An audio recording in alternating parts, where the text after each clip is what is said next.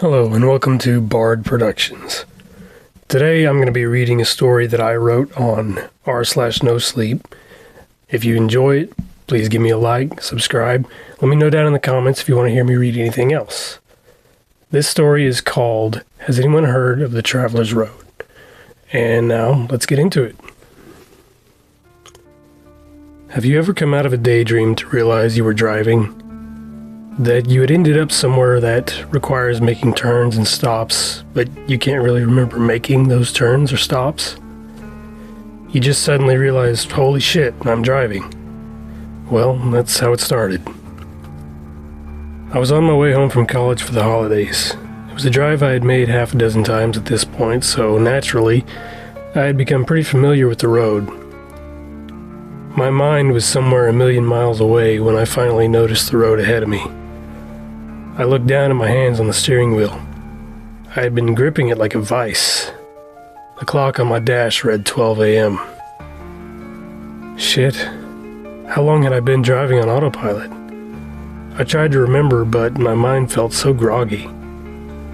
The last thing I could remember was flying down the road jamming out to Paranoid by Black Sabbath. Now, though, nothing looked familiar. I was seriously tired. I needed to stop and get an energy drink or something. I looked further on up the road, but beyond the headlights was just pure blackness. Hopefully there'd be a gas station or something within the next few miles. I seriously needed a pick-me-up. After a few more miles of no signs of civilization, I began to wonder where the hell I actually was. I should have been on Highway 9, which was the last stretch before I made it back home. At least that's where I thought I should have been. But the farther I drove, the longer the empty darkness went on, the more convinced I became that somewhere along the way I had made a wrong turn. I reached into my pocket for my phone, but it wasn't there. Confused, I began to search around the inside of my car, but all I could see was a few discarded food wrappers and a half-drank bottle of Gatorade. I decided to pull over and search for the little black dependency brick. I had never been very navigationally inclined. Honestly, I think I depend on Google Maps entirely too much, but right now I didn't care. I was lost and needed directions. After about 5 minutes of scrounging around under the seats and between the center console, I realized my phone was gone. I had no idea where I had lost it. Maybe I left it back in my dorm, or maybe it fell out of my pocket somewhere. I didn't know. The only thing to do now, I guess, was just to keep on driving and hope I find somewhere to stop and ask for directions. I reached down to turn up the radio, but was met with only silence. I sighed. The radio in my car had crapped out on me a while back, and I thought I had fixed it. Apparently not well enough, though. The next hour or so of driving was going to be mind-numbingly dull without tunes. I glanced down at the clock on the dash and sighed. Oh, great, I thought. Now the clock's busted too. The numbers still showed 12 a.m. I shook my head. Baby, I love you, but you have got some serious issues. My car was my pride and joy. Even if she had seen better days. A 1991 Camaro RS. It was white with red racing stripes. The paint job was custom, but had seen better days. Not to mention the radiator was held together with B.A.R.D, and it had well over 200,000 miles on the engine. Needless to say, the old girl could use some TLC. That is, when I could afford it. I shrugged off my worries about the time and the radio and kept on driving. Eventually, up ahead in the distance, I thought I could make out a faint light. As I drove on, the solitary beacon grew brighter and brighter. A lighthouse shining in a sea of night. After what felt like miles and miles, the light finally resolved into a bright neon sign. The sign had a long green snake looped around fiery red words. The Midway Saloon. I pulled into the parking lot and thought it looked like any other dive bar I had ever seen. There were a handful of classic cars and Harley-Davidsons parked out front, but the thing that stood out the most was standing there hitched to a post staring at me. It wasn't too unusual to see horses at bars. This was the South after all, but this horse was different. It was absolutely massive, solid black with a gleaming black saddle. The way the big animal's eyes reflected light almost seemed to make them glow. I parked next to an old Cadillac and stepped out onto the gravel lot. The warm air seemed to grow cooler under the giant horse's gaze. It watched me all the way to the door, the glow in its eyes never faltering. Stepping through the saloon doors, I was met with the familiar smell of cigarette smoke and spilled beer. A jukebox in the corner played a song I'd heard at least 100 times, but for some reason I couldn't place it. The patrons played pool, darts, and leaned against the bar talking loudly. The bartender looked up from behind the bar. He was a big guy in a crisp white shirt and rolled up sleeves. He had a bushy beard and dark slick back hair.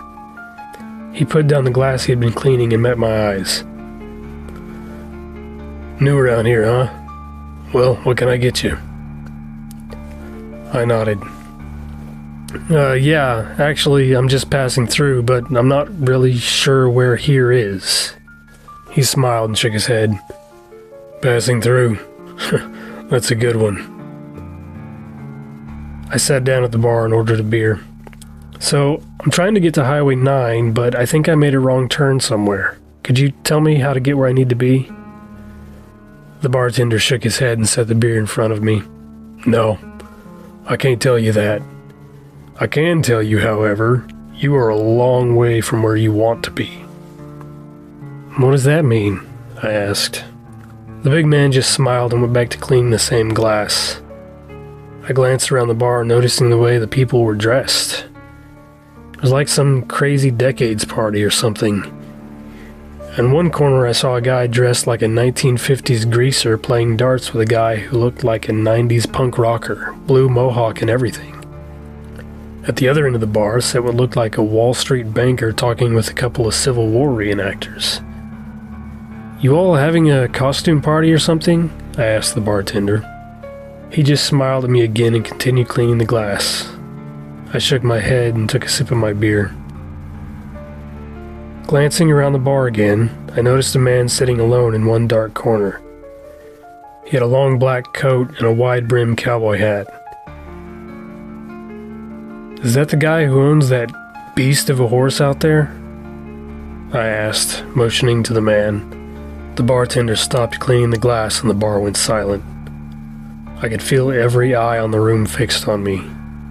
Almost every eye. I looked around at the people surrounding me, then to the back of the room, where the man sat alone. His dark hat tilted up as he looked at me. He had the same cold glow in his eyes I had seen in the horse outside.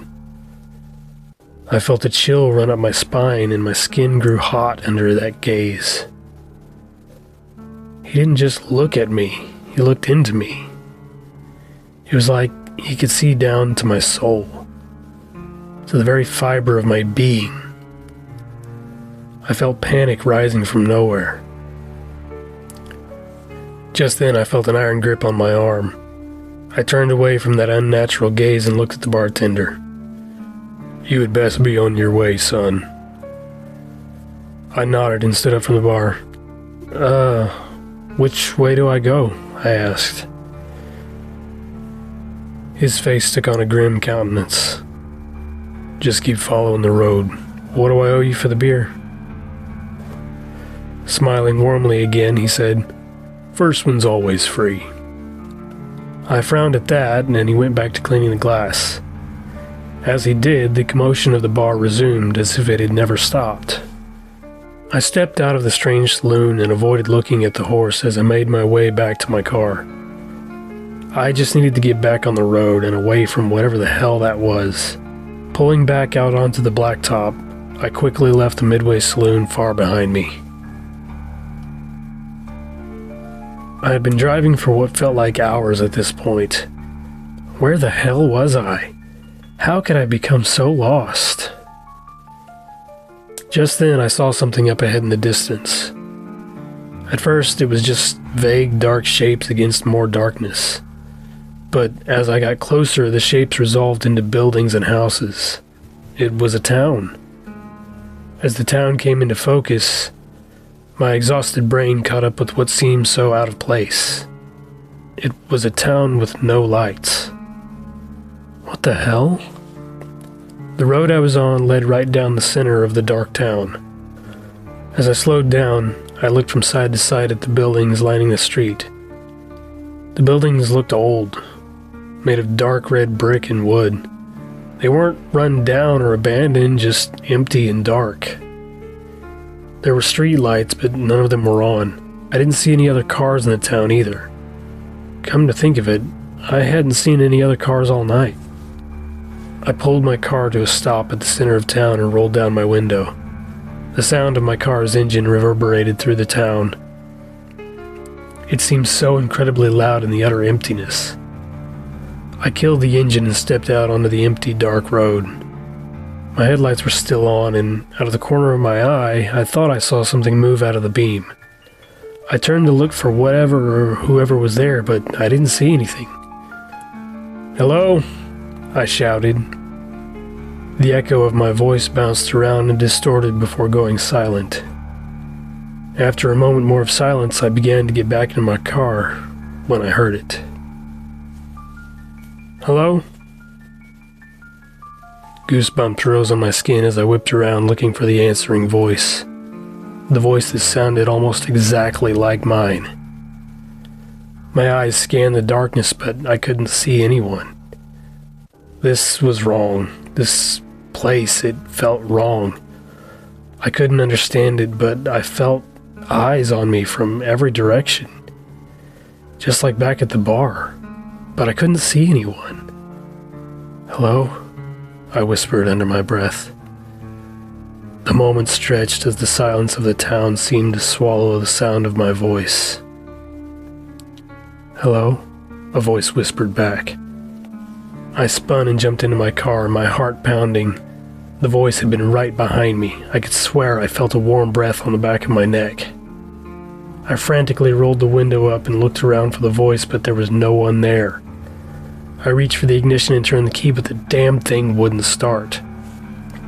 Suddenly, a streetlight at the end of the block started flickering on and off. Standing directly under the light was a man. I couldn't make out any details at this distance, but what I could see chilled me to the bone. His clothes hung on him like rags, and his skin looked cracked and dark like charcoal. He stood there crookedly, staring at me. When the light flickered back out, he was gone. I could still see the darkened streetlight, but the man had disappeared. He was just gone. I turned the key again. "Fucking come on!" I shouted. When the streetlight flickered back on, I could see the man again, only this time he wasn't alone. There was at least a dozen charred figures standing under the light now. They jerkily moved and shifted towards me as the light flickered. "Fucking come on!" they all shouted in my voice. I watched in horror as they broke into a run just as the light flickered back out. Finally, the engine roared to life and I slammed it into gear. As I tore through the dark town, my headlights illuminated dozens more of the charred figures. Their skeletal hands reached out for me as I blazed past them. I could hear their nails scratching into my car's paint as I passed by. I accelerated faster out of the town and back out onto the road. My head was spinning. They weren't real. They can't be real.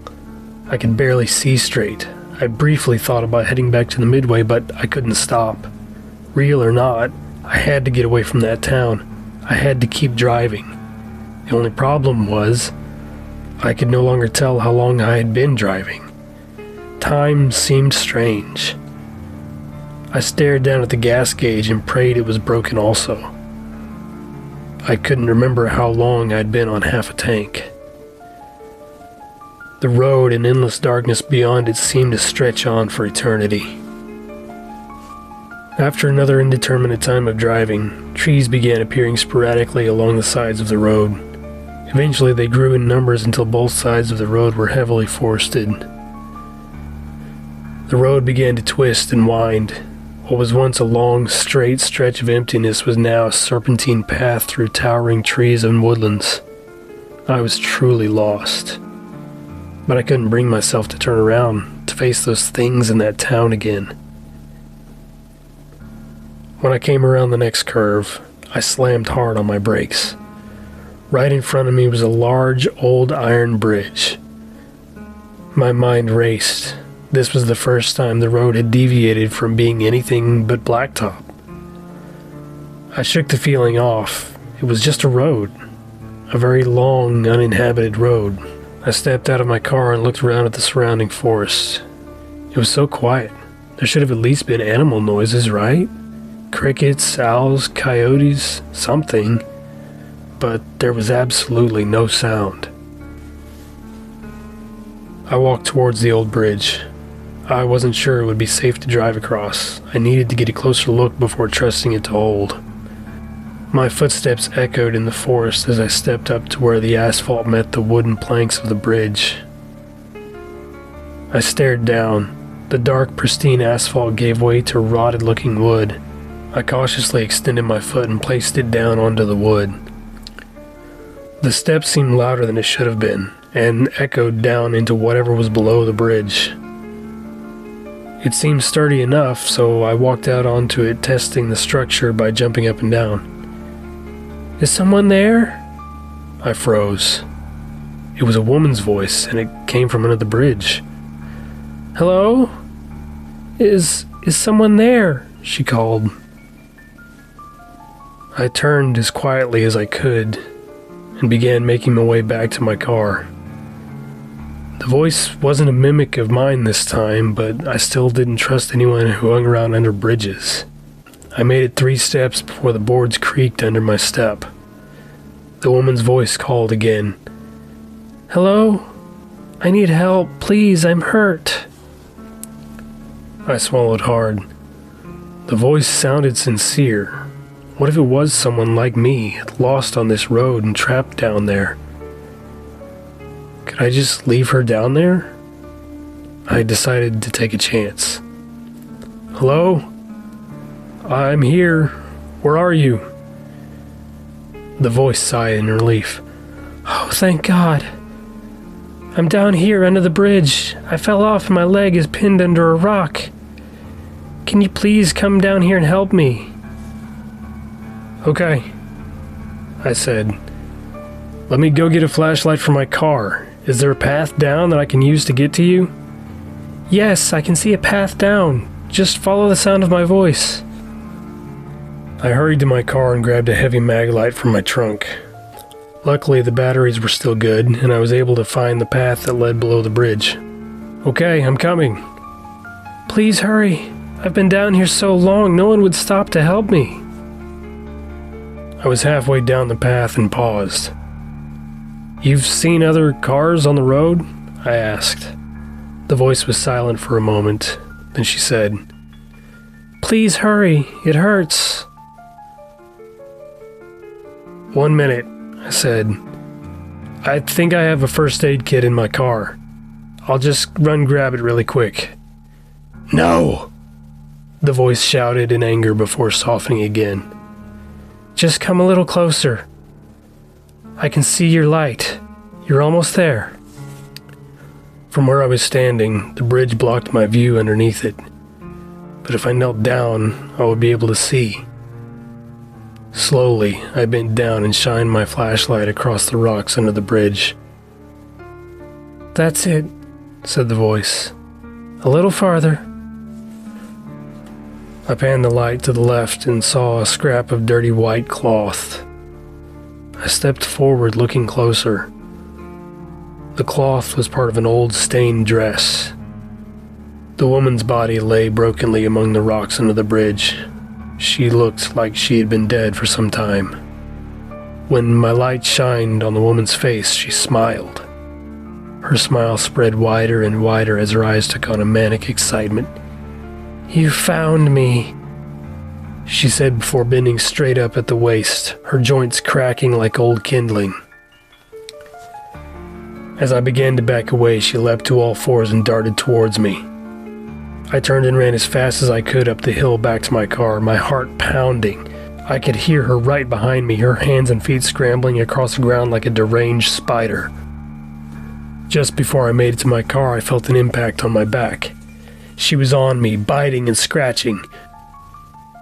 I fell to the ground and rolled across the road, throwing her off of me. I jumped to my feet just as she lunged at me. I leapt back and swung out with the heavy mag light, striking her in the head. She recoiled in pain and fell to the ground, sobbing, "Please don't hurt me. I just needed help," she cried, holding her hands up in defense. I stepped back in confusion. "What? You attacked me," I shouted. "No, I just needed help and you hit me," she sobbed. I shook my head. "I'm not doing this. Just stay back and I'll leave."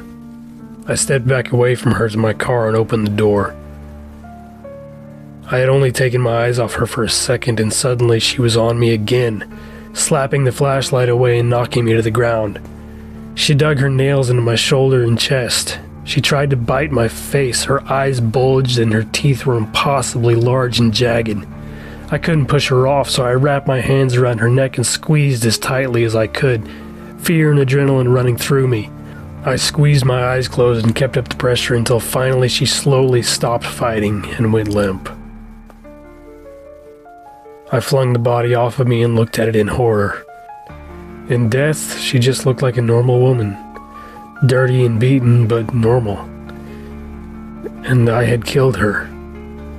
I bent over and puked, disgusted and horrified at what I had just done.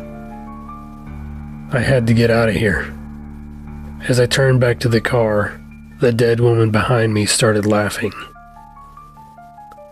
Looking back at the body, I could see she was still laying there, the toothy smile back in place, but her eyes were completely vacant.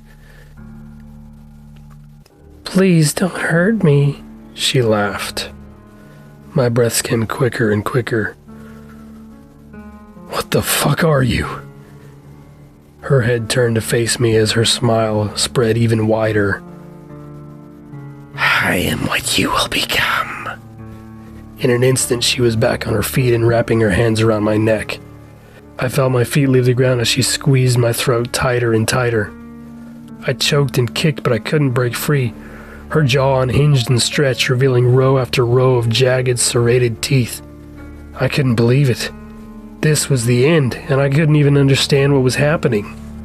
Just as consciousness began to fade, I heard a boom, like a thunderclap as a flash lit up the sky. I fell to the ground, choking and gagging, one of the woman's arms still holding onto my throat. I managed to pry it loose and looked up to see the stunned look on her face. Another boom lit up the sky as a burning hole appeared between the thing's eyes just before she crumpled to the ground in a pile of ash.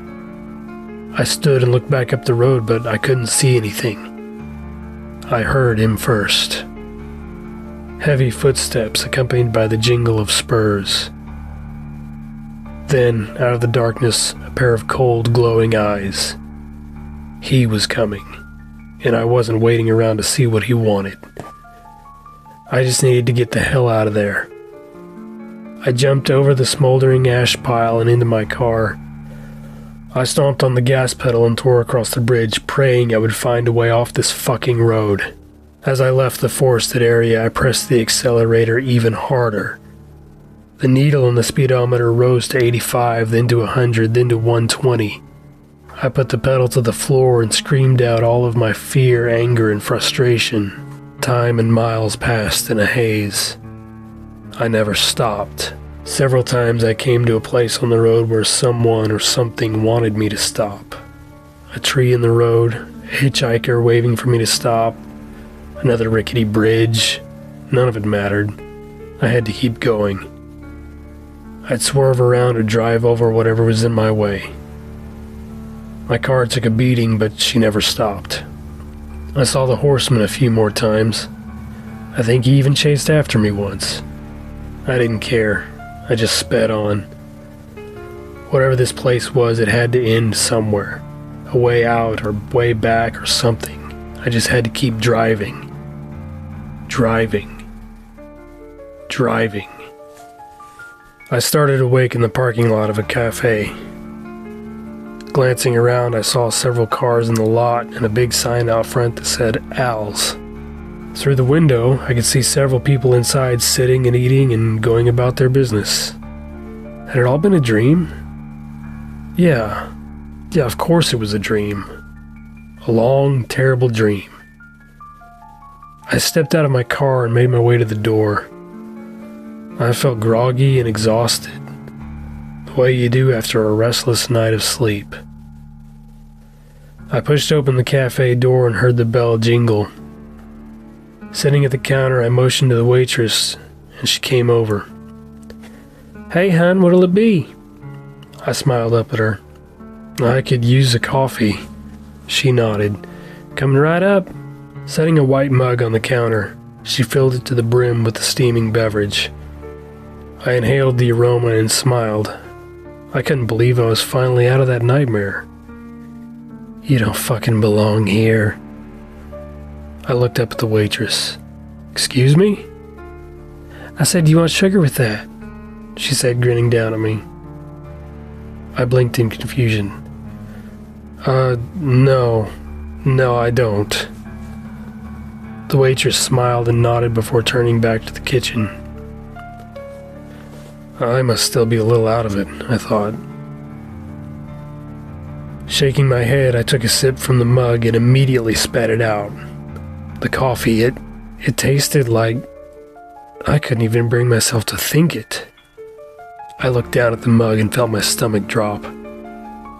What had just been a full cup of dark, warm coffee was now filled to the brim with dark red liquid that smelled of copper and rot. I stumbled back from the counter, gagging and knocking over the stool as the cafe erupted into laughter. I looked around at the cackling faces as the vile liquid in the mug began to pour over the brim and continued to flow out onto the floor like some macabre fountain. No. I was still on that fucking road. Just as I was about to turn and run for my car, every single person in the diner stood up as one and turned to face me. The laughing stopped and their smiles were replaced with an expression of pure hatred. Then they began to speak. A trucker in the corner.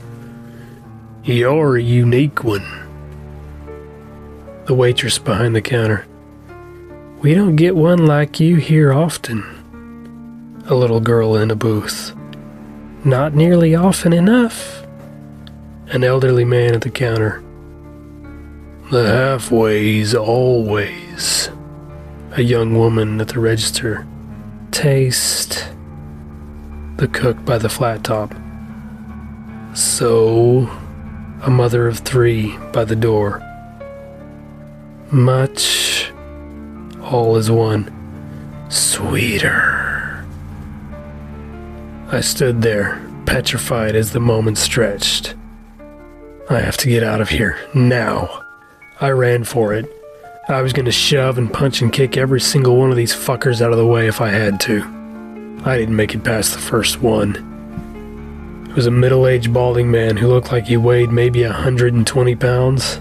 I tried to shove him and run past, but his skin was like one of those sticky mouse traps and my arm got immediately stuck against his face. I tried to rip myself free, but the others began closing in around me, their hands reaching out to take hold of me. I could feel dozens of hands sticking to me and pulling from every direction. I didn't know what would break first, my body or my mind. I screamed in fear and the assembly howled in joy. Just as I thought I would be ripped limb from limb, thunder boomed through the diner over and over again. The tacky hands began falling away and I collapsed onto the floor. As I lay there trying to catch my breath, I felt a different set of hands on me. Large, ice-cold hands. I felt myself being pulled to my feet and dragged through the diner and out into the parking lot. As I was thrown to the ground, I looked up at my savior and winced under the glare of those eyes. This was the closest I had seen him, and it was horrible. His skin was pale and sunken like an aging corpse, and his white hair hung in strands down to his shoulders. He glared down at me and pointed one long finger. stay. His voice was deep and gravelly, full of both age and power. He turned and started back to the diner, pulling 2 massive revolvers from his belt. Through the window of the cafe, I saw the corpses climbing to their feet. Most of them had large chunks missing from their bodies. One after another, the bodies began falling into each other. They clumped together in a fleshy, gore-coated mass, arms and legs and mouths jutting out in all directions. The mass began shifting its way to the door. All of the thing's eyes were still fixed on me. The pale gunslinger kicked the door open and began firing both thundering revolvers, knocking the thing back and blowing off massive chunks of smoldering flesh. I didn't stay to watch the rest. Even though he had saved my ass twice now, he still filled me with a kind of dread that was all-consuming. I jumped to my feet and ran around the massive black horse between me and my car. I cranked the engine to life and floored it away from the cafe and down the road. I kept on driving and driving and driving. Time lost all meaning. I never got hungry, never got thirsty, never stopped driving. I believed that I had found my way to hell. My suspicion was confirmed hundreds of miles later when I saw a bright neon sign up ahead in the distance. The Midway. I stood there on the gravel lot, staring up at the sign, the glow of the neon painting the night in shades of red and green. Only now could I see the snake for what it really was. An Ouroboros, the paradoxical serpent forever eating its own tail. There was no end to the road. No end, no beginning, just an eternal loop of misery and darkness. I stared at the sign, my eyes following the coils of the snake around and around. My mind cracked even farther and I began to laugh. I doubled over and fell to the ground, laughing harder and harder, and for a while I just slipped away.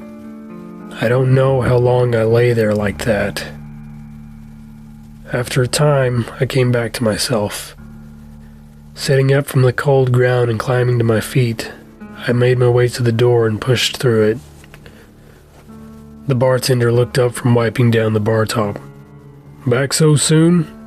I numbly walked over to the bar and sat down on the stool and met his eyes. "I've been driving for days, maybe even weeks. I can't fucking tell anymore." The bartender nodded. Weeks, months, years. My eyes had dropped to the bar top but shot back up at his words. Had it really been that long? He noticed my panic and chuckled. "They're just words. They don't really mean anything here." "So, is this hell?" I asked. He laughed. "No, it ain't hell. It's just the road." I shook my head in confusion. "But what is the road?" The bartender studied me for a moment before answering. "Well, some have called it purgatory or limbo, but it ain't really that either. This is the traveler's road. It's where lost souls of travelers end up." My heart dropped. "So I am dead." He shrugged. "Not entirely. I couldn't see it before, but there's still a thread of life within you."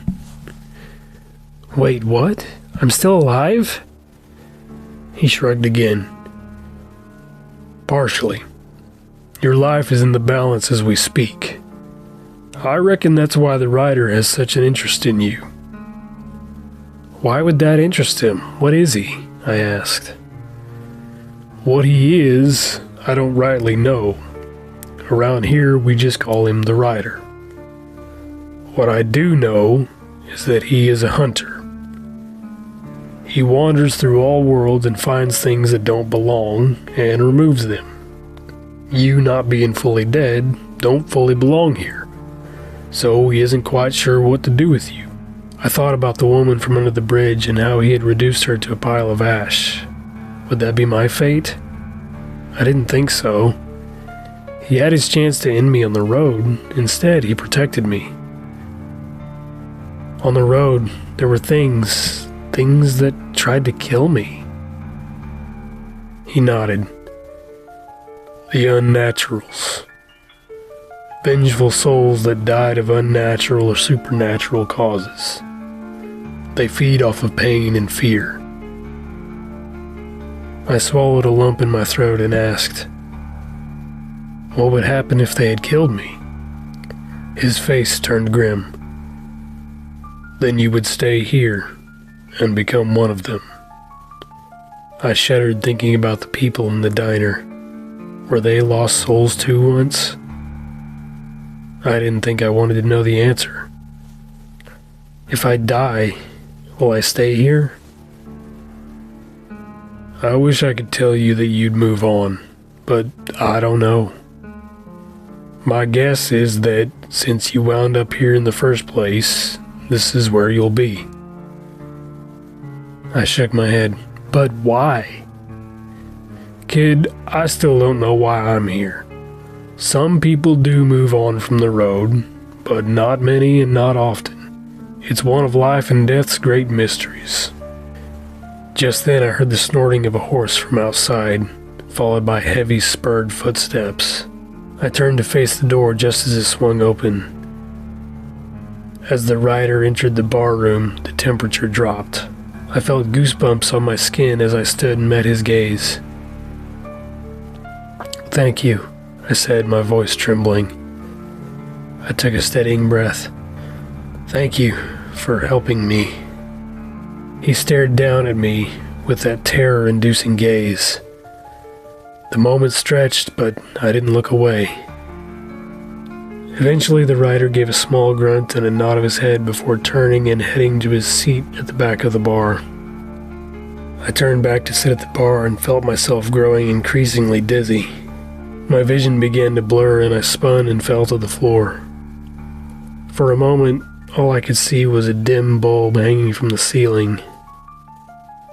But then the bulb grew brighter and brighter, until all I could see was a blinding white light and my ears were filled with a deafening ringing.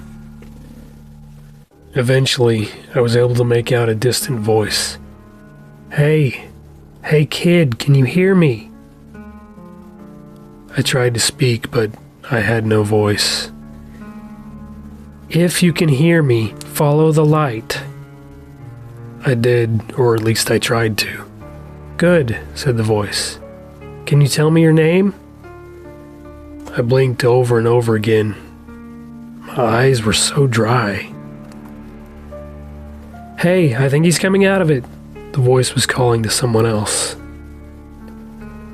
Reality slammed back into place. I was on my back with a flashlight in my face, surrounded by paramedics. I turned my head to look around. Someone told me not to move, but I had to see. My car was wrapped around a tree about 20 feet away. What time is it? I asked. The paramedic leaning over me looked down at her watch and said, It's 12:01. I felt tears burning in my eyes. I was alive. You must have been having some dream, said the paramedic as I was loaded into the ambulance. You were talking about bars and monsters and gunslingers. I think I would have liked to see that. I smiled despite the pain I was in. Yeah, some dream. I'm just glad it's over. It was a dream, wasn't it? That's what I tell myself anyway. It had to be a dream. The heavy jingling footsteps I heard as they closed the ambulance doors were just in my head, weren't they? And that is the end of Has Anyone Heard of the Traveler's Road? If you enjoyed it, please give me a like, consider subscribing. If you have any stories you'd like to hear me narrate, please comment them down below. I'll check into it. Thanks for listening.